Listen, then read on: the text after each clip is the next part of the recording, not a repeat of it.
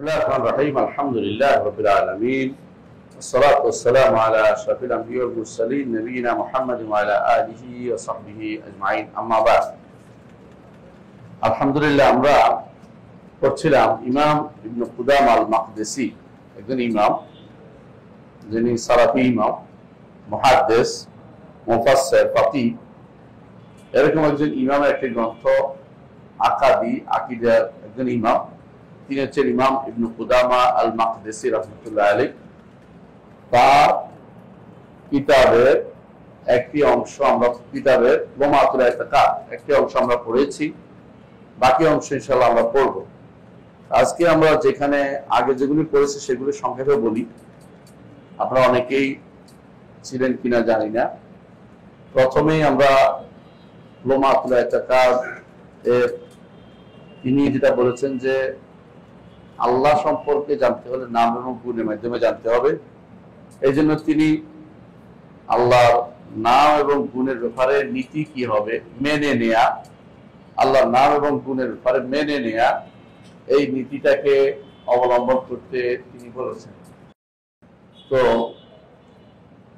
আল্লাহর নাম এবং গুণের ব্যাপারে নীতি কি এটা তিনি আলোচনা করেছেন তারপর আলোচনা করেছেন সালফে সালেহ কি বলেছেন সুন্নতকে এখতিয়ার কিভাবে করতে হবে সেটা বলেছেন এরপরে আলোচনা করেছেন আল্লাহর কিছু সিফাত নিয়ে ইতিমধ্যে আমরা প্রায় 14টা সিফাতের আলোচনা করেছি আজকে 15 নম্বর সিফাতের আলোচনা আমরা করব বা 15 নম্বর সিফাতের আলোচনা হয়ে গেছে একটা অংশ বাকি আছে শুধু একটু আমরা করব লাস্ট যে আলোচনাগুলো এসেছে আল্লাহর যে সমস্ত গুণ সেগুলি কয়েকটা উদাহরণ দেই আমরা আগে আলোচনা করেছি আল্লাহর চেহারা আছে আল্লাহর দুই হাত আছে আল্লাহ সত্তা আছেন আল্লাহ আশা আগমন আল্লাহ তাআলা আগমন করবেন হাশরের মাঠে এবং আল্লাহর সন্তুষ্টি আছে আল্লাহর ভালোবাসা আছে আল্লাহর ক্রোধ আছে আল্লাহর অসন্তুষ্টি আছে আল্লাহ তাআলা অপছন্দ আছে আল্লাহ তাআলা নিকট আসমানে নেমে আসেন শেষ রাত্রিতে আল্লাহ তাআলা আশ্চর্য হন আল্লাহ তাআলা হাসেন তিনি আরশে উঠেছেন এবং তিনি সবকিছুর উপরে এই 14টা আলোচনার পরে গত ক্লাসে আমরা আলোচনা করেছিলাম 15 নম্বর যে আল্লাহ তাআলা কথা বলেন এবং আল্লাহর কথা সংক্রান্ত লম্বা দীর্ঘ আলোচনা আমরা করেছি তো সেখানে আমরা যে জায়গাটুকু আলোচনা করেছি সংক্ষেপে কয়েকটা কথা বলি তো মনে থাকবে তো শেখ যেটা বলেছিলেন ইবনে কুদামা আল মাকদিসি রাহমাতুল্লাহ আলাইহি যে আল্লাহর গুণ হচ্ছে এটা যে তিনি কথা বলেন এবং তার কথা তিনি যাকে ইচ্ছে তাকে শোনাইতে পারেন শোনান যেমন তিনি মুসা আলাইহিস সালামকে শুনিয়েছেন অনুরূপভাবে তিনি জিবরিলকে শোনান অনুরূপভাবে অন্যান্য ফেরেশতাদেরকে তিনি শোনান যখন তিনি কথা বলেন ফেরেশতারা বেহুশ হয়ে যায় তারপর তারা শুনেন এটা হাদিসে আমরা পড়েছি আর সবশেষে পড়েছি আল্লাহ তাআলা তার রাসূলদেরকেও শোনান যেমন মুহাম্মদ রাসূলুল্লাহ সাল্লাল্লাহু আলাইহি ওয়াসাল্লামকে তার কথা শুনিয়েছেন কখন যখন মেরাজে রাসূল গিয়েছিলেন এগুলো আমরা দলিল সহ উল্লেখ করেছি বিস্তারিত এবং এই ফিল্ডে কারা বিরোধী মত অনুসরণ করে সেটাও বলেছি আল্লাহর কালামের ব্যাপারে একদল বলে যে আমরা বলেছিলাম মনে আছে কিনা জানি না আপনারা মনে রাখবেন একদল আল্লাহর কথাকে অস্বীকার করে আল্লাহর নাম ও গুণ দুটোই অস্বীকার করে এরা হচ্ছে জাহমিয়া শুধু কথা না সমস্ত গুণ অস্বীকার করে এরা আরেক দল আল্লাহ তাআলার নাম স্বীকার করে কিন্তু আল্লাহ সকল গুণ অস্বীকার করে এরা হচ্ছে মুতাজিলারা সকল গুণ যেভাবে অস্বীকার করে আল্লাহর কালাম কথা বলাকেও অস্বীকার করে তবে তারা বলে যে আমাদের কাছে যে আল্লাহ বানিয়ে আসছে এটা হচ্ছে সৃষ্ট নাউযুবিল্লাহ এটা হচ্ছে সৃষ্ট মানে যেমন আমরা সৃষ্ট কথাও তেমনি সৃষ্ট আর আহলুস সুন্নাহ ওয়াল জামাতের আকীদা হচ্ছে আল্লাহর বাণী তার গুণ আল্লাহর কোনো গুণ সৃষ্ট নয় এটা হচ্ছে মুতাজিলাদের আকীদা আশারী মাতুরিদীরা তারা বাহ্যিকভাবে স্বীকার করে যে আল্লাহর বাণী এটা সিফাত আল্লাহর কথা বলা আল্লাহর সিফাত কিন্তু তারা কথা বলাকে কোন আল্লাহর কথাকে শব্দ কোন আওয়াজ মুক্ত অর্থাৎ কোন বর্ণ নাই কোনো শব্দ নেই তো এইটা যদি হয় এটা কোন কথা, এটা কোন কথা, এটা হলো তাদের আমাদের বক্তব্য। আমরা বলি যে এটা ইজমা সালাফ, এটা কোরআন সুন্নাহ বিরোধী কথা, এই যে ইজমা উম্মতের বিরোধী। এটা আল্লাহ অবশ্যই কথা বলেন, বর্ণ আছে যেটা শোনানো যায়, কোরআনে কারীম পুরোটাই এটা প্রমাণ, পুরোটাই প্রমাণ। তবে দুই একটা উদাহরণ যেখানে আল্লাহ ডাকছেন, ইয়া মূসা ইন্নী আনা রাব্বুকা, মূসাকে যখন আল্লাহ ডাকছেন, ইয়া মূসা ইন্নী আনা রাব্বুকা, নিশ্চয়ই আমি তোমার রব, এটা কি মূসা আলাইহিস সালাম শুনেছেন না? শুনেছেন। শুনলে কি শব্দ লাগে নাই, বর্ণ লাগে নাই? অবশ্যই লাগছে, বর্ণ লাগছে। আবার আমরা এটাও বলি যে শব্দ আছে, কেমন আল্লাহ তাআলা বলছেন না দেইনা জানিবি তুর ইলাইমান, আমরা তাকে ডেকেছিলাম, পাহাড়ের ডান দিক থেকে তাকে ডেকেছিলাম। এখন তাকে কাউকে ডাকলে শব্দ লাগে, এটাই স্বাভাবিক। আল্লাহ তাআলা তাকে মূসা আলাইহিস সালামকে ডাকছিলেন এবং সেখানে উল্লেখ করেছি মূসা আলাইহিস সালাম বলছিলেন যে আমি আপনার শব্দ শুনতে পাচ্ছি, আমি আপনার শব্দ শুনতে পাচ্ছি। তো শব্দ তিনি শুনেছেন, এটা আমরা বুঝতে পারলাম। এই বিষয়টা আমরা বিস্তারিত আলোচনা করেছি এবং আমরা দেখিয়েছি যে যারা এটা বলে যে আল্লাহ তাআলা কথা বলেন, তার কথার কোনো শব্দ নাই, বলে না, তারা অভ্রষ্ট এবং তারা কোরআনকে আল্লাহর বাণী মনে করে না।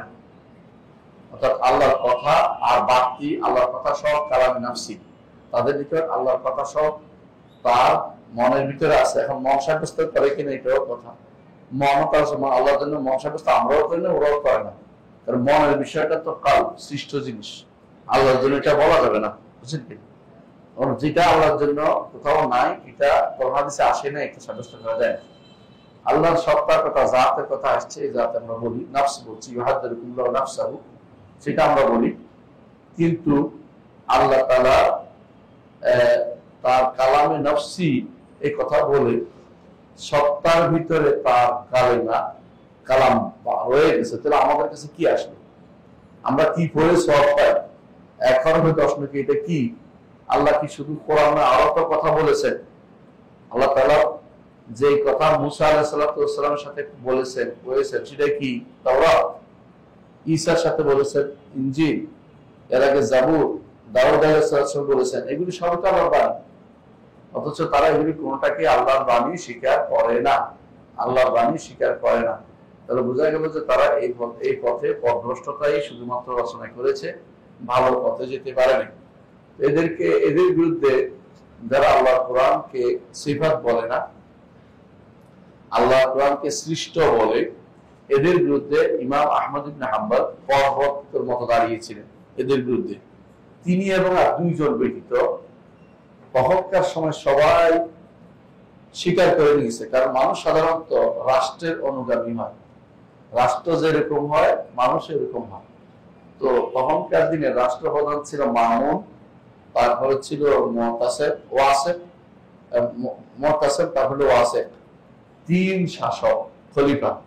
তিনজনেই বিশ্বাস করত যে আল্লাহর বাণী সৃষ্ট, আল্লাহর কোন বাণী আল্লাহর গুণ না, আল্লাহ কথা বলার গুণে গুণান্বিত না, এটা তারা মনে করত। ইমাম আহমদ ইবনে হাম্বল তাকে তিন শাসকে মারছে, আঘাত করছে, জেলে নিছে, ব্যত্রাঘাত করছে, কিন্তু তিনি আল্লাহর বাণীকে যারা সৃষ্ট বলে তাদের বিরুদ্ধে পর্বত সম দাঁড়িয়েছেন এবং বলেছেন আল্লাহর বাণী কখনো সৃষ্ট না, আল্লাহর বাণী, আল্লাহর গুণ, আল্লাহর কোনো গুণ সৃষ্ট না, আল্লাহর কোনো গুণ সৃষ্ট না। আল্লাহর সবগুলি গুণই কি আল্লাহ সবগুলি স্রষ্টা, যেমন তার গুণ সেরকম স্রষ্টার অংশ হচ্ছে তার গুণাবলী, সুতরাং আমরা সেটাকে কখনো সৃষ্ট বলতে পারি না।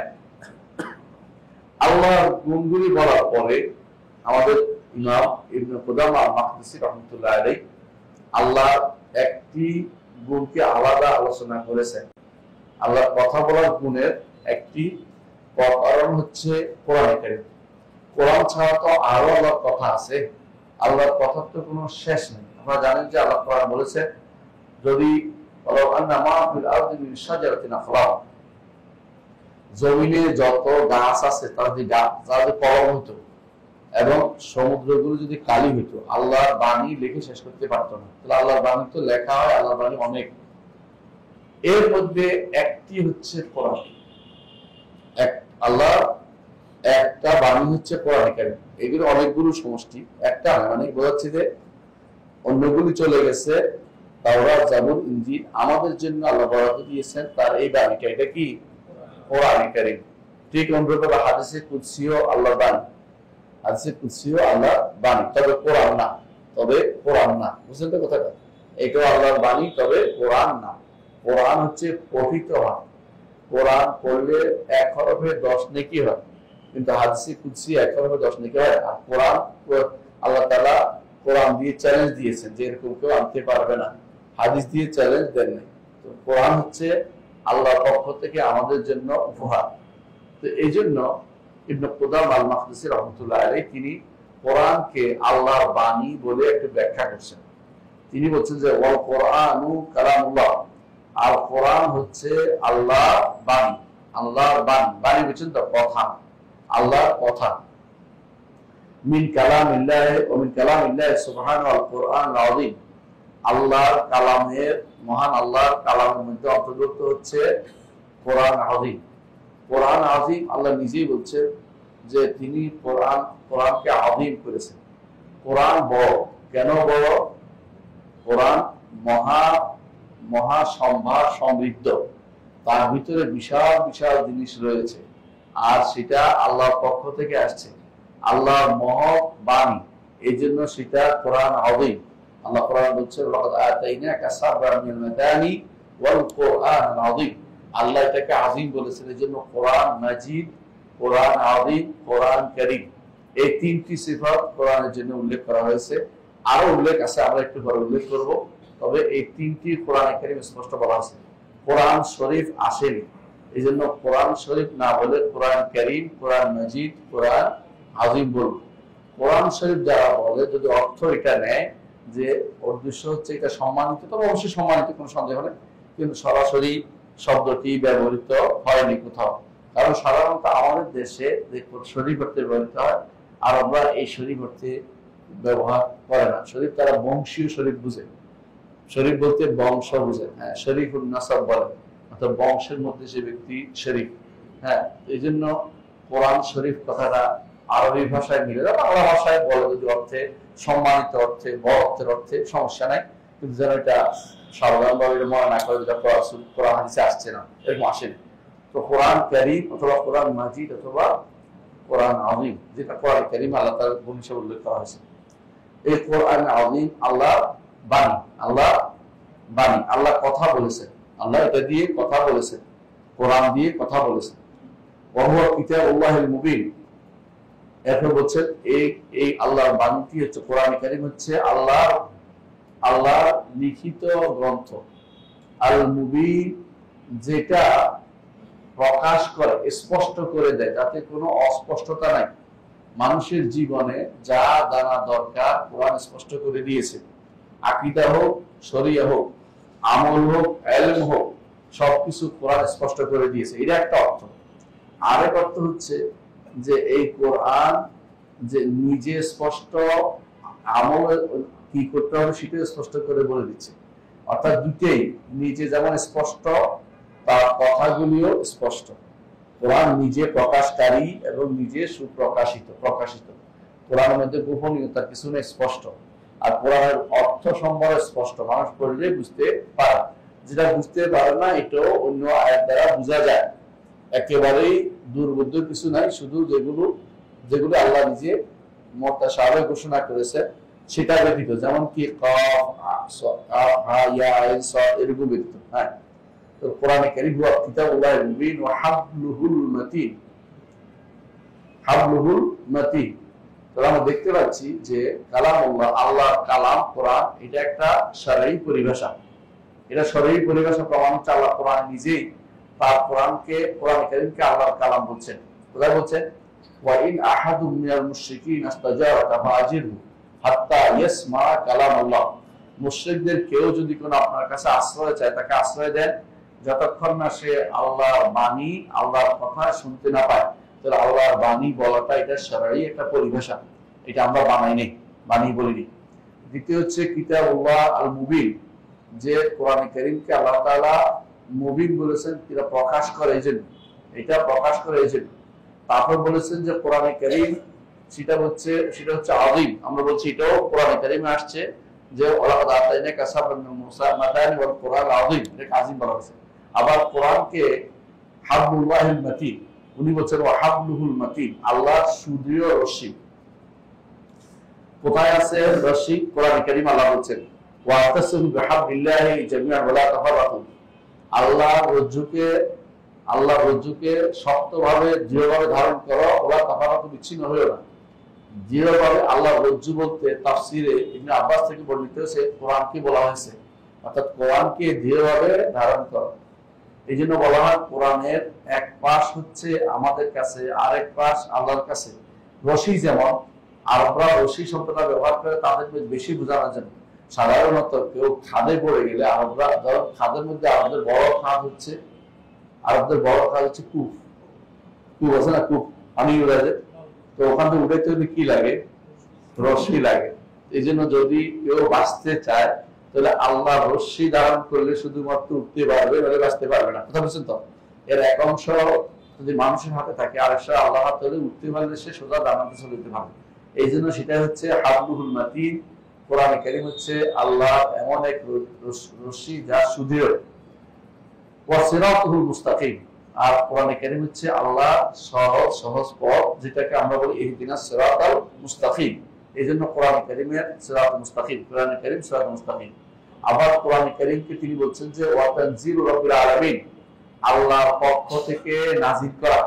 তিনি নিজে কোরআন কারীমের মধ্যে বলেছেন ওয়া ইন্নাহু লাতানজিলুর রাব্বিল আলামিন নাযালা বিহির রূহুল আমিন আলা কলবিকা লিতাকুনা মিনাল মুনজিরিন।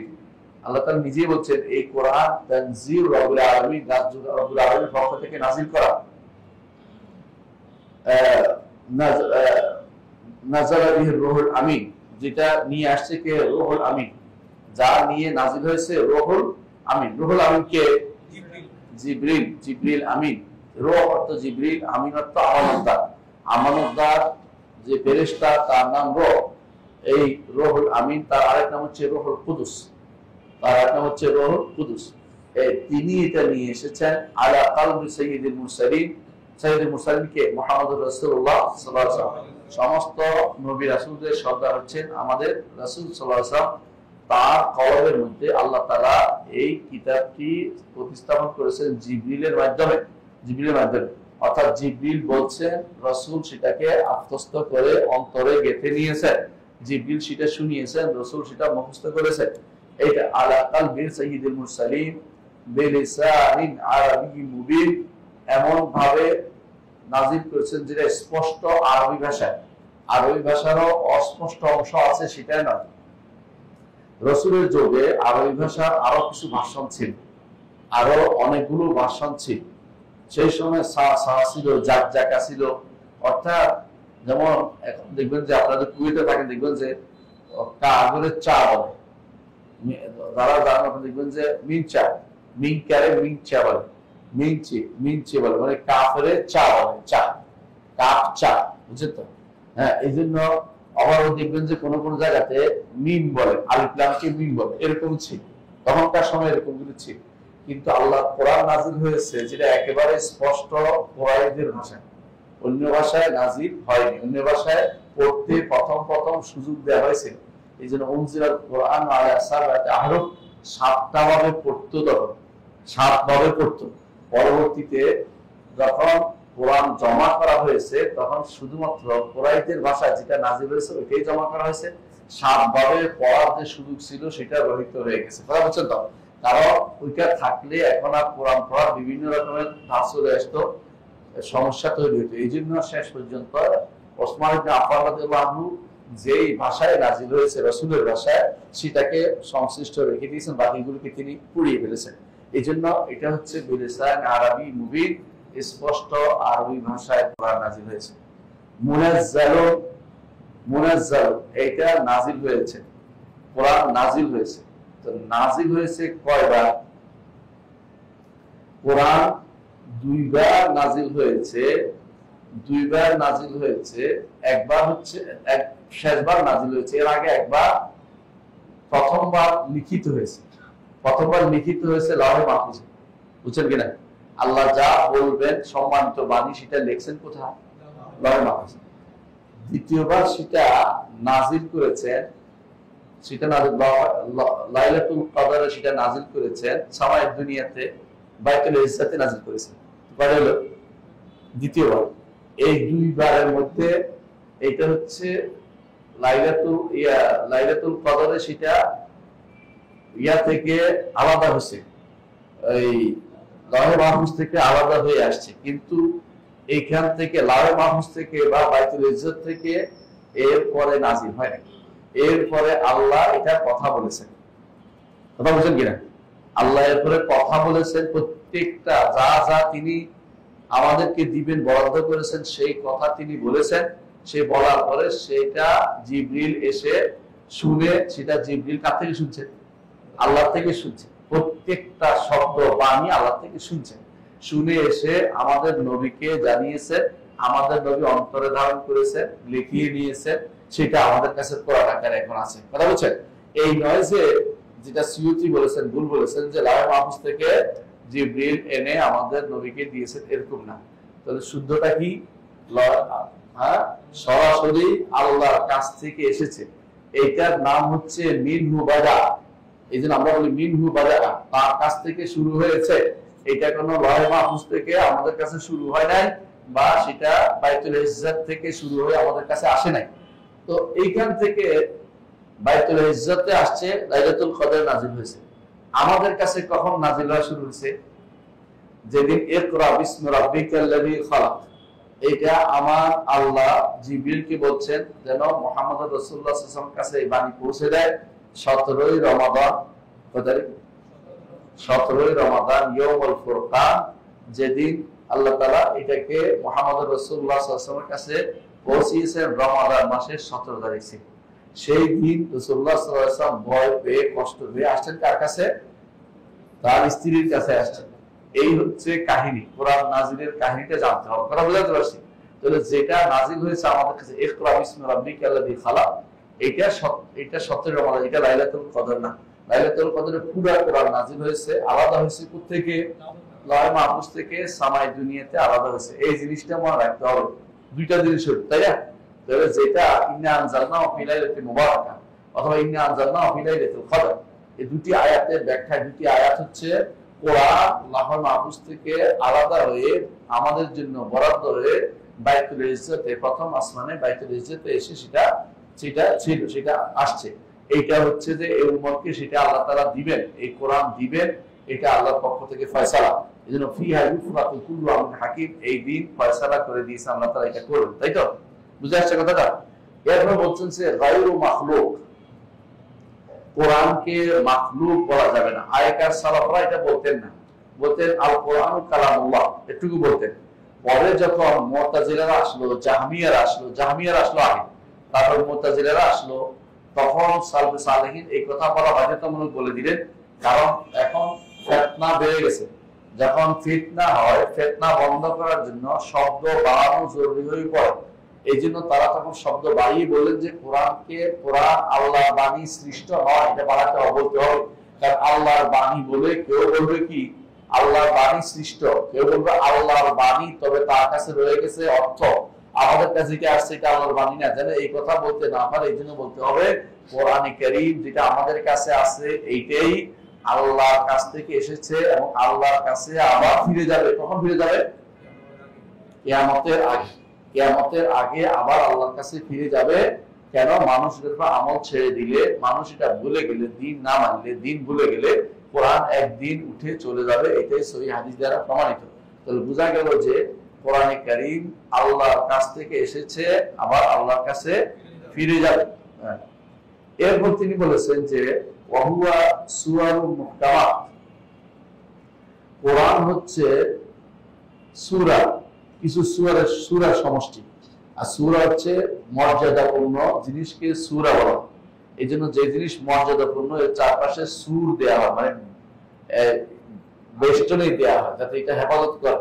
তো কোরআনের এই সূরা অর্থ হচ্ছে এটাকে সম্মানিত করে, সম্মানিত হিসাবে এই জন্য নাম হচ্ছে সূরা, সম্মানিত জিনিস এই জন্য সূরা নামকরণ করা হয়েছে।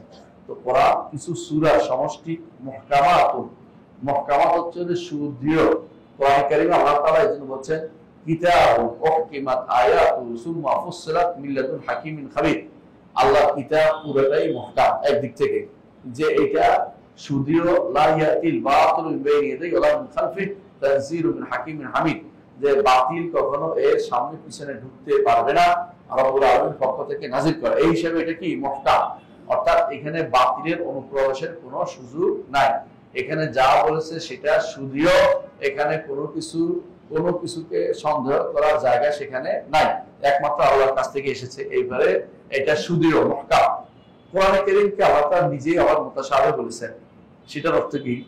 এই মুতাশাবিহ অর্থ হচ্ছে আল্লাহ বলছেন যে আল্লাহু নাযালা আহসান কিতাব মুতাশাবিহান, আল্লাহ তাআলা সুন্দর কিতাব নাযিল করেছেন যেটা মুতাশাবিহ।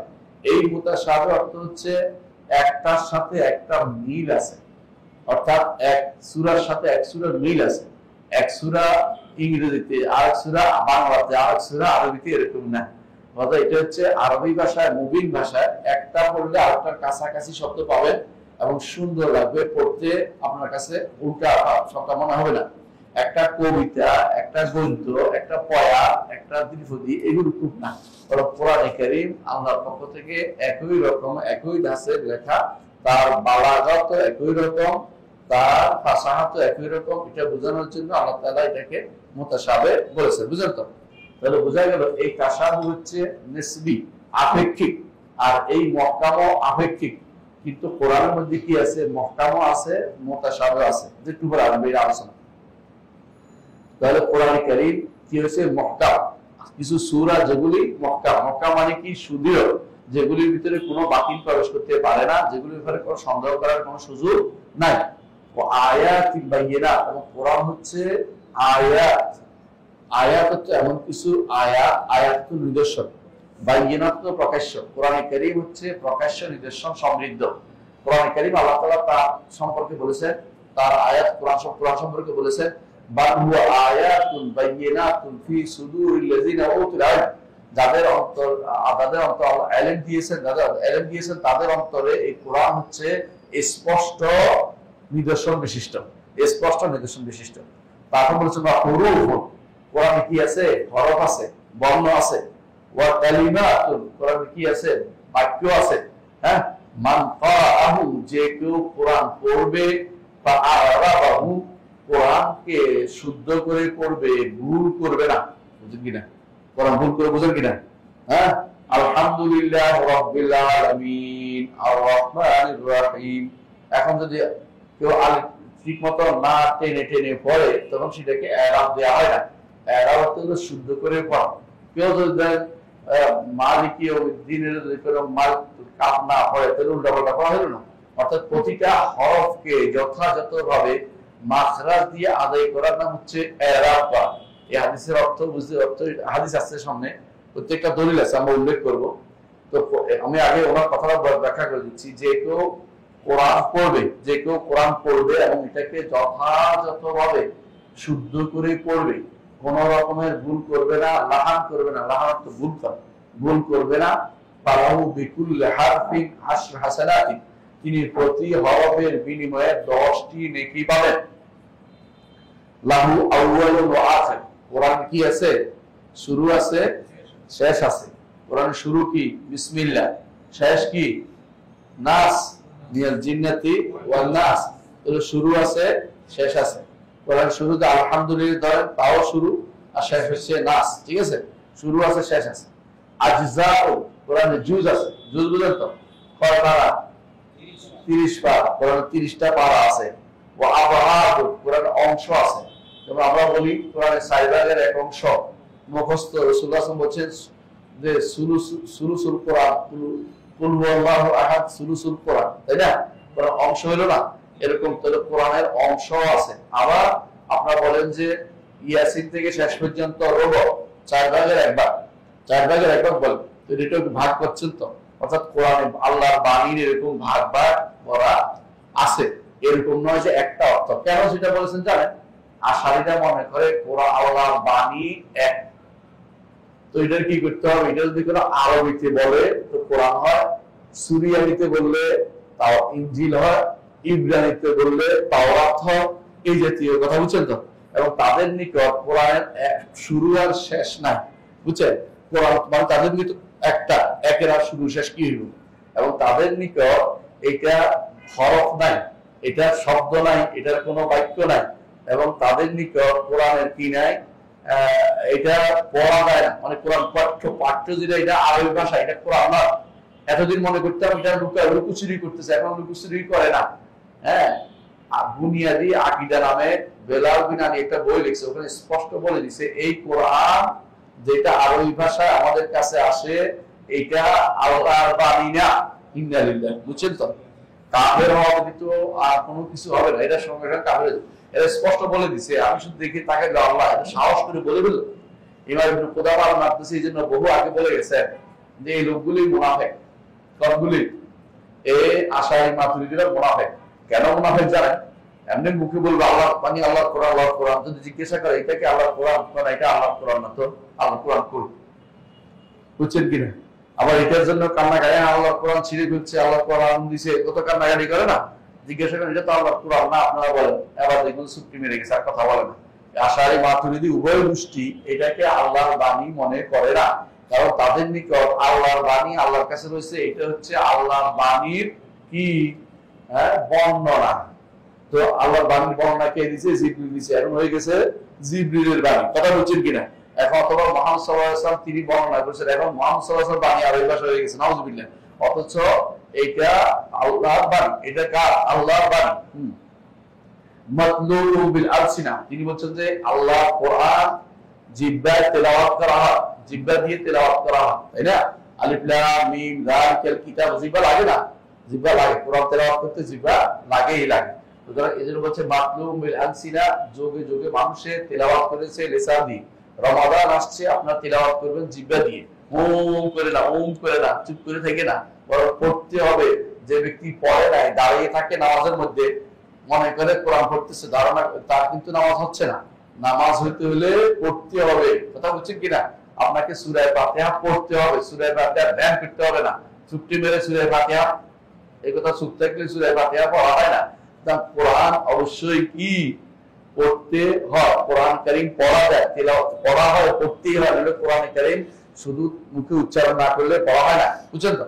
আচ্ছা, তারপর কি বলছে? বলছে মাহফুজুল ফিস সুদূর, মানুষের অন্তরের ভিতরে এই কোরআন কারীম হেফাজত করা আছে। আমরা সাধারণত কোরআন যেটা সূরা ফাতিহা মুখস্থ আছে না, এটা অন্তরের ভিতরে হেফাজত করা আছে। এদের নিকট এটা কোরআন না, কোরআন আল্লাহর কাছে রয়ে গেছে।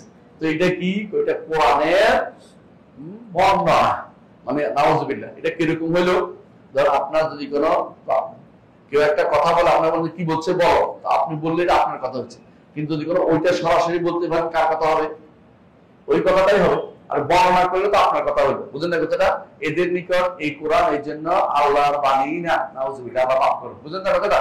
এই কোরআনকে আল্লাহর বাণী যদি কেউ মনে না করে, আল্লাহ বলছেন সাউসলিহি সাকার, তারে আমি জাহান্নামে দগ্ধ করব। উসলি অর্থ দগ্ধ করব, জাহান্নামে দগ্ধ করব। কোরআনে যে ব্যক্তি বলবে কোরআন আল্লাহর বাণী না, বড় মানুষের বাণী, সে ব্যক্তিকে আল্লাহ বলছে কাউলুল বাশার বলে আল্লাহ বলছে সাউসলিহি সাকার, তাকে আমি জাহান্নামের আগুনে দগ্ধ করব, সাকারে দগ্ধ করব। এরা যে বলে আল্লাহর বাণী না, এরা কোথায় যা বড় বড়, আমরা কিছু বলতে চাই না, কথা বুঝলেন তো? তাই ফিরে জায়গা যায় না, কিন্তু ওরা বুঝেনি আল্লাহর বাণী না হলে জিবরিলের বাণী, অথবা যদি কোনো মুহাম্মদ সাল্লাল্লাহু আলাইহি ওয়াসাল্লাম বাণী বলেন, তাহলে আপনি কি হয়ে যাবেন? কাফের হয়ে যাবেন, জাহান্নামে হয়ে যাবেন। কাউকে আমরা তাকফীর করি নাই, আমরা যারা এটা বলে তাদেরকে বলছি, কথা বুঝছেন? ব্যক্তিগতভাবে কাউকে বলি নাই। তবে কেউ যদি কোনো এটা বলে জাহান্নামী হতে চায়, আমাদের কিছু বলা নাই। আর একটি বলছেন মাসমুউন বিল আদা, কোরআনে কারীম শোনা যায় কান দিয়ে। মুহাম্মদ রাসূলুল্লাহ সাল্লাল্লাহু আলাইহি ওয়াসাল্লাম ইবনে মাসউদ রাদিয়াল্লাহু আনহু থেকে এবং আবু মুসা আশআরী থেকে, অন্যান্য সাহাবী থেকে তিনি কোরআন উপরে কাঁপতে কোরআন শুনেছেন, কানে শুনেছেন। শুনছেন কিনা? শুনছেন কোরআন, এজন্য আমরা কানে শুনি। রাসূলুল্লাহ সাল্লাল্লাহু আলাইহি ওয়াসাল্লাম নিজে শুনেছেন, বলছেন যে আমাকে কোরআন পড়ে শোনাও। সাহাবী কোরআন পড়ছেন, রাসূল শুনছেন, রাসূলের চোখ দিয়ে পানি বেরিয়ে গেছে, আপনারা জানেন। তো কি শুনলো তাহলে? কোরআন যে আল্লাহর কাছে থাকে উনি কি শুনলেন? জিজ্ঞাসা করা দরকার। তাহলে সাহাবী কি, রাসূল কি শুনছেন, সাহাবী কি বললেন, সাহাবী আল্লাহ কালামে নফসি কেমনে বললেন?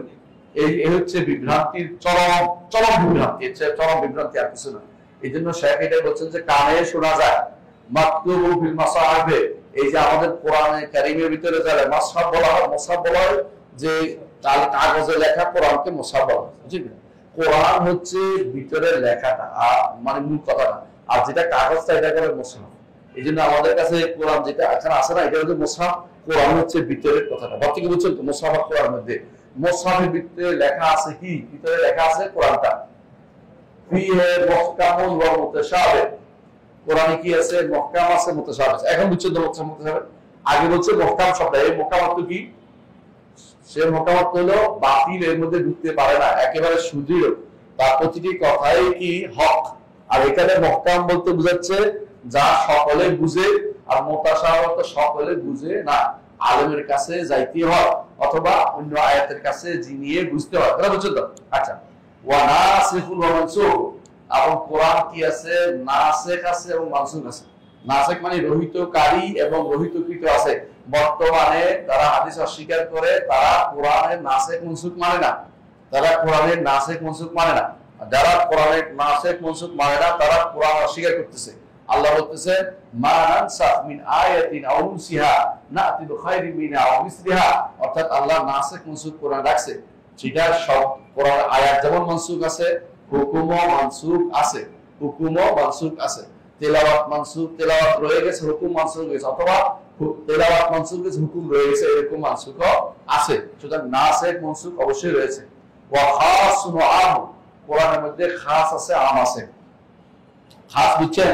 নির্দিষ্ট করে, যেমন আল্লাহ বলছে ফালাম্মা কাবা যাইদুম মিনহা ওয়াতারা, যায়েদ যখন তার স্ত্রী থেকে তার আসল কাজ পূর্ণ করলো, এখানে যায়েদের নাম ধরে বলছে যায়েদ খাস। আবার আল্লাহ যখন বলছে ওয়া আম ইন্নাল্লাযীনা আমানু ওয়া আমিলুস সালিহাতি, আল্লাযীনা যারা যারা ঈমান আনবে, এটা কি? আম, ব্যাপক শব্দ। আবার কোরআনে আমর আছে, ইয়া আইয়ুহাল্লাযীনা আমানু তুবু ইলাল্লাহি তাওবাতান নাসুহা, আমর নির্দেশ। নাহি আছে, যেমন আল্লাহ বলেছেন লা তাকুলুর রিবা আদআফান মুদাআফা। দেখছেন তো? দুর্ভাগ্যবশত আশারি মাতুরিদিরা আল্লাহর কোরআনের, আল্লাহর বাণীর মধ্যে কোন নাসিখ মানসুখ হতে পারে না। আল্লাহর বাণীর মধ্যে এর কোনো মুহকাম মুতাশাবিহ নাই, আল্লাহর বাণীর মধ্যে খাস আম নাই, আল্লাহর বাণীর মধ্যে আমর নাই, আল্লাহর বাণীর মধ্যে মুতলাক মুকাইয়্যদ নাই। ওরা আল্লাহর বাণীকে মানতে রাজি নাই। এটা বুঝছেন তো? তারা মনে করে আমাদের কাছে যে আরবি বাণী আছে এটার মধ্যে এটা হতে পারে, আল্লাহর বাণী নেই। এটা তাহলে ঘুরে ফিরে তারা কিন্তু মুতাযাদ্দিদের কথাই বলে, যদিও প্যাস মারে, কিন্তু শেষ কথা কি মুতাযাদ্দিদের কথাই বলতেছে, এটা স্পষ্ট। দলিল, তিনি দলিল দিচ্ছেন। আল্লাহ তাআলা বলেন লা ইয়াতিহিল বাতিলু মিন বাইনি ইয়াদাইহি ওয়া লা মিন খালফিহি তানজিলুম মিন হাকীমিন হামিদ, যে বাতিল এর আশেপাশে আসতে পারে না। এর প্রমাণ হচ্ছে এটা মুহকামের প্রমাণ। এই কোরআন যে মুহকামের প্রমাণ হচ্ছে, অর্থাৎ সুদৃঢ়, যে বাতিল এর সামনে বা পিছন দিয়ে ঢুকতে পারে না। দুনিয়ার বুকে এখনই কেউ যদি একটা আয়াত ঢুকিয়ে দেয়, বাচ্চারা করবে যে ভুল করছে, ঠিক না? নামাজের মধ্যে নামাজ পড়ে না, নামাজের সময় কি করে অনেক পিছন দিক থেকে লোক মারে, ভুল হচ্ছে। তবে সুতরাং বাতিল এখানে ঢুকার কোনো সুযোগ নাই। তানজিলুম মিন হাকীমিন হামিদ, প্রশংসিত হাকিম, প্রশংসিত হিকমতওয়ালা আল্লাহর পক্ষ থেকে তা নাজিল করা হয়েছে। সূরা ফুসসিলাতের 42 নম্বর আয়াত। ঠিক অনুরূপভাবে এই কোরআন যে চ্যালেঞ্জ দেওয়া হয়েছে, এর প্রমাণ আল্লাহ তাআলা বলেছেন কুল লা ইসতামাআতিল ইনসু ওয়াল জিন আলা আইয়াতু বিমিসলি হাযাল কোরআন লা ইয়াতুনা বিমিসলিহি ওয়ালাউ কানা বা'দুহুম লিবা'দিন যাহিরা। বলুন যে এই কোরআন যদি মানুষ এবং জিনেরা একত্রিত হয় এবং এর মতো কোরআন তারা আনতে চায়, এরকম কোরআন তারা আনতে পারবে না। ওয়ালাউ কানা বা'দুহুম লিবা'দিন যাহিরা, যদিও তারা একে অপরকে সাহায্য করলে আনতে পারবে না। এখন আমরা কি বুঝলাম?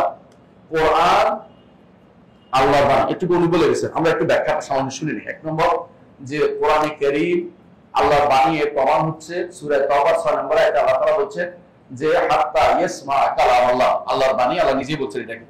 আর কোরআনে কারীম আল্লাহর পক্ষ থেকে নাযিল করা, এটা প্রমাণ হচ্ছে সূরা ফুরকানের 1 নম্বর আয়াত। আর অনেক আয়াত, একটা বলছি তাবারাকাল্লাযী নাযাল ফুরকান আলা আবদিহি, ওই সত্তা কতই না বরকতময় যিনি তার বান্দার উপরে ফুরকান নাযিল করেছেন। তো নাযিল করেছেন তাই না? আচ্ছা, কোরআনে কারীম সৃষ্ট নয়, এর প্রমাণ কি? সৃষ্ট নয়, এর প্রমাণ হচ্ছে আল্লাহর বাণী। আলা লাহুল খালকু ওয়াল আমরু, জেনে রাখো সৃষ্টিও তিনি করেন এবং অর্ডারও তিনি দেন। সৃষ্টি এবং অর্ডার আলাদা করেছেন। সৃষ্টি জিনিস আলাদা, অর্ডার আলাদা। অর্ডার হচ্ছে কোরআন আর সৃষ্টি জিনিস তো আমরা, এই জন্য তিনি আলাদা করেছেন। বুঝে আসছে কথা? বুঝে যাচ্ছেন যে সৃষ্টি এবং অর্ডার এক জিনিস না, এই জন্য কোরআন মাখলুক না। এবং আল্লাহ তাআলা আরো বলেছেন, ওয়াকাযালিকা আওহাইনা ইলাইকা রূহাম মিন আমরিনা, আপনার কাছে আমি রূহ প্রেরণ করেছি আমার অর্ডারে। সুতরাং কোরআন হচ্ছে আল্লাহ অর্ডার। সূরা শূরা 52 নম্বর আয়াত, আল্লাহুল খালকু ওয়াল আমরু, এটা সূরা আরাফের 54 নম্বর আয়াত। সূরা তাবাকের 5 নম্বর আয়াত আল্লাহ তাআলা বলেন, যালিকা আমরুল্লাহ আনজালা ইলাইকুম, এই যে তো আপনার কাছে যে নাজিল করেছে, যে এটা আল্লাহর অর্ডার, আপনার কাছে আমরা তোমাদের কাছে নাজিল করেছি, আল্লাহ তাআলা বলেন। সুতরাং কোরআনে কারীম আল্লাহর আমর, আল্লাহর আমর যেহেতু, সেহেতু এটা কখনো কি নয়? সৃষ্ট না। এটা কি? আল্লাহ তাআলা, আল্লাহর বাণী, তিনি অর্ডার দিয়েছেন, অর্ডার জানাচ্ছেন আমাদেরকে। আচ্ছা, এই কোরআন সম্পর্কে হয়তো আপনি বলতে পারেন যে কোথাও কোথাও তো বলা হয়েছে যে কালামু ইন্নাহু রাসূল কালামু, কোথাও বলা হয়েছে যে এটা হচ্ছে একজন সম্মানিত দূতের কালাম। তো দূতের কালাম হলো আল্লাহর পক্ষ থেকে তিনি এসে পৌঁছাইছে। এই জন্য সাধারণত দূতের দূত, কথা বলেন কিনা, মানে আপনি কাউকে একটা চিঠি দিচ্ছেন পৌঁছানো, সেইটা পৌঁছায় দিলে আপনার কথাটাই পৌঁছায় দিছে, এরকম নয় যে এটা হত্যা গেছে। বুঝেন নাই?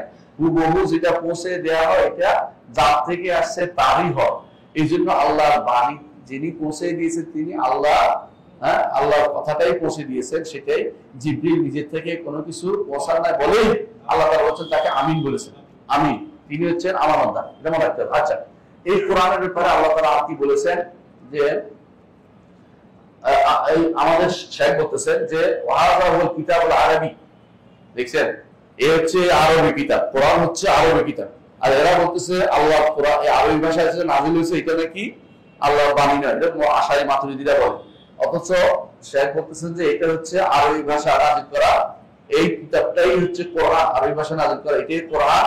এই জন্য কাফেররা এটাকে মানতে চায়নি। কাফেররা কি বলছে? লা নুমিনা বিহাদাল কোরআন, এই কোরআন ঈমান আনবো না। কথা বলছেন কিনা? অর্থাৎ তারা এদের দ্বারা কোরআন ঈমান আনবে না, তারাও ওদের মতোই। অনুরূপভাবে আল্লাহ তাদের কাফেরদের কেউ কেউ বলছে ইনহাদা ইল্লা কাউলুল বাশার, এটা তো মানুষের কথা। আল্লাহ তাআলা তখন জবাব বলেছেন সাউসলিহি সাকার, তাকে আমরা সাকার দিয়ে তাকে আমরা পোড়াবো, সাকার দিয়ে তাকে আমরা পোড়াবো।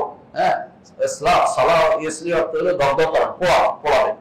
অনুরূপভাবে কেউ তাদের কেউ বলতো কি কবিতা তো মানুষের হয়।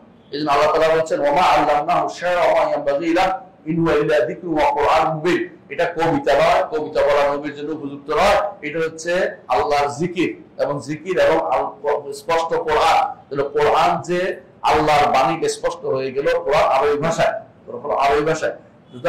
আল্লাহ যেহেতু এটাকে স্পষ্ট করে তিনি বলছেন যে আল্লাহ যেহেতু এটা শের বলেন নাই, যে শের নয় এটা, এবং তিনি বলছেন এটা কোরআন। সুতরাং আকলমানদের মধ্যে অবশ্যই স্বীকার করতে হবে এই কোরআন হচ্ছে আরবি ভাষায় নাযিল করা কিতাবটি, যেটার মধ্যে কালেমা সমৃদ্ধ, বাক্য সমৃদ্ধ, আয়াত সমৃদ্ধ। এবং এটাকে কেউ যদি কোনো শের বলে, তো শের এই জন্য বলছে যেহেতু আরবি ভাষায়, কিন্তু আরবি ভাষায় হওয়ার পরেও এটা কবিতা নয়, এই জন্য তাদের সন্দেহ দূর করা হয়েছে। যদি এটা আরবি ভাষায় না হতো, তাদের আল্লাহ বাণী আরবি ভাষায় না হলে এটা সন্দেহ দূর করার দরকার ছিল না। এরপর আল্লাহ তাআলা বলছেন কোরআনে কারীমে ওয়া ইন কুনতুম ফি রাইবিন মিম্মা নাযালনা আলা আবদিনা ফাতু বিসূরাতিন মিন মিসলিহি ওয়া দু'ু শুহাদাআ মিন দুনিল্লাহ ইন কুনতুম সাদিকিন। যদি আল্লাহ তাআলা চ্যালেঞ্জ করছে যে এরকম কোরআন নিয়ে আসো, যদি এটা কোরআন না হতো, এটা আল্লাহর বাণী না হতো, চ্যালেঞ্জ করার প্রশ্ন আসতো না। তারা বলতো যেটা আল্লাহর কাছে রয়ে গেছে, এটা আমরা চ্যালেঞ্জ কেমনে করবো, চ্যালেঞ্জ কেমনে নিলাম। এই জন্য এটাও তাদের ভুল যে তারা যে বলে যে এই কোরআন আল্লাহর বাণী না, আমাদের কাছে এটা আসছে, এরা বিভ্রান্তিতে এবং পথভ্রষ্ট এবং কি কুফরিতে লিপ্ত রয়েছে। কারণ আমাদের মুশরিকদেরকে আল্লাহ এটা দিয়ে চ্যালেঞ্জ করেছেন, বলেন নাই যে তোমাদের মতো তোমরা যেটা বলো যে আল্লাহর কাছে কালাম নফসি দিয়া চ্যালেঞ্জ করেছেন, এটা মিথ্যা কথা, এটা কখনো শুদ্ধ না। কারণ এই কোরআন দিয়ে চ্যালেঞ্জ করেছেন এবং তারা এই কোরআন হেরে গেছে, কোরআনের মতো কিছু আনতে তারাই হেরে গেছে। আচ্ছা, এরপরে আল্লাহ তাআলা বলছেন ওয়াকালা তাআলা ওয়াইজা তাআলিম আয়াতুনা বাইয়িনাতিন ক্বালা আল্লাযিনা লা ইয়ারজুনা লিকাআনা বিকুরআন গায়রি হাযা ওয়াদিনহু কুল মা ইয়াকুনু লিয়াবদদিলহু মিন তিলকাই নাফসি। এই আয়াতের মধ্যে সূরা ইউনূসের 15 নম্বর আয়াতে আল্লাহ তাআলা বলছেন যখন আপনি তাদের উপর তেলাওয়াত করেন তখন তারা বলে এই কোরআন নয় আরেকটা কোরআন নিয়ে আসেন। তাহলে কোরআন তারাও স্বীকার করতো, অথচ এরা এই কোরআনকে আল্লাহর বাণী স্বীকার করছে না। দুর্ভাগ্যবশত এরা এটাকে কোরআন বলতেছে না, তাদের নিকট কোরআন আল্লাহর কাছে রয়ে গেছে। এটা কি? এটা শুধুমাত্র বর্ণনা, আল্লাহর বাণী না। এটা নাউযুবিল্লাহ, আল্লাহর বাণী না যদি কেউ বলে কোরআনকে, তাহলে সে ব্যক্তি কাফের হয়ে যাবে, কাফের হয়ে যাবে।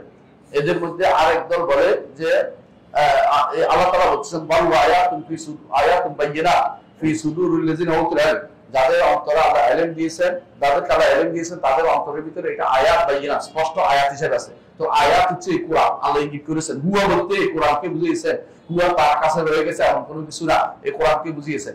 এরপর আল্লাহ তাআলা বলেছেন ইন্নাহু লাকুরআনুন কারীম, এই হচ্ছে কোরআনে কারীম, ফি কিতাবিন মাকনুন, স্পষ্ট কিতাবের মধ্যে রয়েছে। লা ইয়ামাসসুহু ইল্লাল মুতাহহারুন, এটা পবিত্র ব্যতীত যারা পবিত্র তারা ছাড়া স্পষ্ট করতে পারে না। পবিত্র তারা ফেরেশতারা ছাড়া কেউ এটাকে ধরতে পারে না। কোথায়? লওহে মাহফুজে। লওহে মাহফুজে ধরা ফেরেশতা ছাড়া কেউ সে স্পষ্ট করার ক্ষমতা রাখে না। এরপর আল্লাহ তাআলা দেখেন অনেকগুলো কোরআনে কারীমে অনেকগুলো শপথ করেছেন, অনেকগুলো শপথ করেছেন, অনেকগুলো সূরা আয়াত আনছেন। কয়টাগুলি দেখবেন কাফ হা ইয়া আইন সাদ আছে না, আবার হচ্ছে হা মিম আইন সিন কাফ। এইভাবে আল্লাহ তাআলা 29টা সূরার শুরুতে এরকম শব্দ এনেছে। এগুলি দ্বারা কি বুঝাইলেন যে এইটাই তার বাণী। যদি মানুষের হইতো বলতে পারতো যে আপনি এইটা দিয়ে কি বুঝাইছেন, আল্লাহ রাসূলের বাণী ধরার সুবিধা হইতো, কিন্তু আল্লাহ রাসূলের তারা ধরে নাই, কারণ তারা জানে যে আল্লাহ বাণী। অথচ এখন তারা বলতেছে এটা আল্লাহর বাণী না, অথচ আমরা জানি এগুলি আল্লাহ বাণী। রাসূলুল্লাহ সাল্লাল্লাহু আলাইহি ওয়াসাল্লাম আরো বলেছেন, একটা হাদিস শুনে তিনি বলেছেন যে মান ক্বারা আল কুরআন ফাআরাবাহু, যে কেউ কোরআন পড়বে তারপর এটাকে যথাযথভাবে আরবি ভাষা মোতাবেক পড়বে, অর্থাৎ কোরআনকে ট্রেনিং সেন্টার বানাবে না। ট্রেনিং সেন্টার বুঝেন মানে এটা না, মানে এটা কোরআনকে যেভাবে পড়া দরকার টেনে টেনে পড়বে। ওরকম কারা পড়ে জানেন তো? হিজবুত তাওহীদরা, হিজবুত তাওহীদের গোষ্ঠী এরকম পড়ে। দেখবেন যে আল্লাহু আকবার সামিআল্লাহু লিমান হামিদা আবার এরকম করতেছে, দেখবেন আপনি ভালো করে দেখবেন ওরা মনে করে সব ট্রেনিং চলতেছে। হ্যাঁ, কিছু মানুষ আছে ট্রেনিং দিয়ে ক্ষমতা যায়, কিছু ট্রেনিং দিয়ে মানুষকে বরদাস্ত করে, দুই গোষ্ঠী আছে। তো এই জাতীয় যারা কোরআনকে এরাব করবে না, যথাযথ আরবি শব্দ যেভাবে পড়া দরকার কোরআন সেভাবে পড়বে না, অর্থাৎ কোরআনকে মাখরাজ সহ সুন্দরভাবে আদায় করবে তারা, তার প্রতি হরফে 10 নেকি পাবে। ওয়ামান ক্বারাআহু ওয়া লাহানা ফীহি, আর যে কেউ কোরআন পড়বে এর মধ্যে ভুল করবে সেও একটি নেকি পাবে। যদিও হাদিসটি দুর্বল, কিন্তু তিনি আছেন এই জন্য বোঝানোর জন্য যে এটা কোরআন, এটাই কোরআন, এটাই কোরআন আল্লাহর বাণী। দাউদ অনুরূপ রাসূলুল্লাহ সাল্লাল্লাহু আলাইহি ওয়াসাল্লাম বলেছেন ইকরাউল কুরআনা, এই কোরআনকে পড়ো ক্বাবলা ইয়াতিয়া কওম, ওই দিন আসার আগে যেদিন কিছু গোষ্ঠী আসবে যারা কোরআনকে ইয়ুকিমুনা হুরুফ ওয়া ইকামাতাস সাহম, তারা একেবারে স্বচ্ছভাবে পড়তেছে কিন্তু এই কোরআন তাদের ভিতরে ঢুকতেছে না। লা ইউজাবিজু তারাতিহিম, তাদের কণ্ঠনালী দিয়ে ভিতরে প্রবেশ করতেছে না, অর্থাৎ তারা আমল করবে না। ইয়াতাআজ্জালুনা আজরাহু, তাড়াতাড়ি যেটাকে তারা তার মানুষের প্রতিদান নিতে চাইতে দিয়ে কোরআন পড়ে পড়ে টাকা রোজগার করে বড় মানুষ আছে। আছে তো আপনাদের এলাকা নাই আলহামদুলিল্লাহ, কোন কোন এলাকা আছে মানুষ মারা গেলে একটা লোককে খতমের জন্য হাজির করা, তিনি বসে কোরআন শরীফ পাঠেন এক গোষ্ঠী, তাদেরকে টাকা দেয়া হয়, বুঝছেন কিনা? তো এটা একদম হুবহু ইয়াতাআজ্জালুনা, তাড়াতাড়ি দিতেছে, ওয়ালা ইয়াতাআজ্জালুনা, আল্লাহর কাছে সওয়াব না চাইয়া নিজেরা সওয়াবের জন্য ব্যস্ত হয়ে পড়ে, বুঝছেন তো, নিজেরা টাকার জন্য ব্যস্ত হয়ে পড়ে। অনুরূপ আবু বকর রাদিয়াল্লাহু আনহু বলেছেন ইরাবুল কোরআন আহাব্বু ইলাইনা মিন হিফজি বা'দ হুরুফি, কিছু অংশ মুখস্থ করার চেয়ে সুন্দর করে পড়া আমার কাছে বেশি প্রিয়। কার কথা এটা? আবু বকর ওমর রাদিয়াল্লাহু আনহু বক্তব্য। আচ্ছা, আর একটা আলী রাদিয়াল্লাহু আনহু বলেছে মান কাফারা বিহারফিন মিনহু ফাকাদ কাফারা বিহি কুল্লি, যে কেউ কোরআনের একটা হরফ অস্বীকার করবে পুরো কোরআন সে অস্বীকার করবে। তাহলে কোরআনের হরফ অস্বীকার করলে কাফের কেন হবে? যদি আল্লাহর বাণী না হয়, এটা কথা বুঝলেন কিনা? সুতরাং কারা যদি আল্লাহ কোরআনকে আল্লাহর বাণী যদি মনে না করে, সে ব্যক্তি ঈমানদার হতে পারবে না। ওয়াত্তাফাকাল মুসলিমুনা, আরেকটা হচ্ছে মুসলিমরা একমত যে কোরআনে কি আছে? সূরা আছে। কয়টা সূরা? 104, 114টা আয়াত। কোন আয়াত আছে? আয়াত নম্বর কয়টা? 6234। ঠিক আছে, 6236। মানে এটারও হিসাবের বস কোনো অসুবিধা নাই। কোনটা আয়াত বললে কি করবে না, বিসমিল্লাহ দিয়ে দেবেন।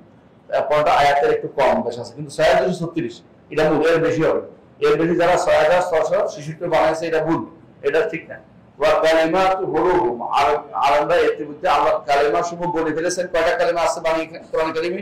হরফ কয়টা আছে সেটাও মানুষে বলে দিচ্ছে, আলহামদুলিল্লাহ।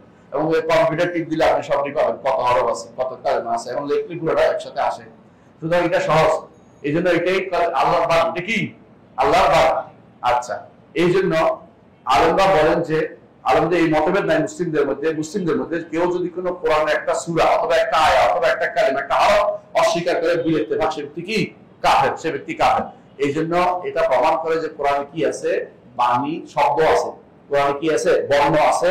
এবং কোরআন কি আছে? শব্দ আছে, বর্ণ আছে, আওয়াজ আছে। কেউ যদি বলে যে বর্ণ নয়, আওয়াজ নয়, সে ব্যক্তি ঈমানদার হইতে পারবে না। সে ব্যক্তি ঈমানদার না, সে ব্যক্তি কাফের।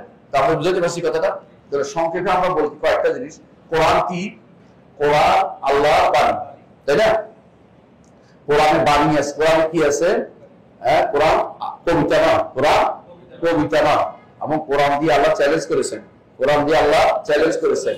এবং কোরআন তেলাওয়াত করা হয়, কোরআন তেলাওয়াত করা হয়। এবং কোরআন অন্তরে ধারণ হেফজ করা আছে, এবং কোরআন লৌহে মাহফুজে লেখা আছে। এবং এই কোরআন যে একটা হরফ পড়বে শুদ্ধভাবে, তার 10 নেকি অর্জন হবে। হ্যাঁ, এই কোরআন। এবং আমরা এটাও জানলাম যে আবু বকর ওমর রাদিয়াল্লাহু আনহু কোরআনকে হেফজের চেয়ে সুন্দর করে পড়তে বলেছেন হরফগুলিকে। তাহলে হরফ আছে। এবং আলী রাদিয়াল্লাহু আনহু একই কথা বলেছেন। এবং মুসলিমদের ইজমা হয়েছে, কেউ যদি কোনো কোরআনের কোনো একটা হরফ অস্বীকার করে, সেও কি দেবে? কাফের হয়ে যাবে। তাহলে কোরআন আল্লাহর কালাম মুবিন, কোরআন হাবলুল্লাহিল মাতিন, কোরআন সূরাতুল মুহকামাত, কোরআন আয়াতুন বাইয়িনাত, কোরআনে মুহকাম মুতাশাবিহ দুটেই আছে। কোরআন হক, বাতিলের আশেপাশে আসতে পারবে না। কোরআন তারা যে সমস্ত কবিতা বলে, এটা নয়, কবিতা নয়। কোরআন জাদু নয়, কোরআন মানুষের কথা নয়। যে কেউ বলবে কোরআন মানুষের কথা, আল্লাহ তাকে যা আগ শাস্তি দিবেন, কি দিয়ে?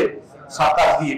এবং কোরআন মুজিজ অপারগ করে দেয়, কোরআন অপারগ করে দেয়। সুতরাং কোরআনে কারীম আরেকটা বৈশিষ্ট্য হচ্ছে, কোরআনে কারীম আল্লাহর কাছ থেকেই আসছে এবং আবার আল্লাহর কাছেই ফিরে যাবে, আল্লাহর কাছেই ফিরে যাবে। বুঝে আসে?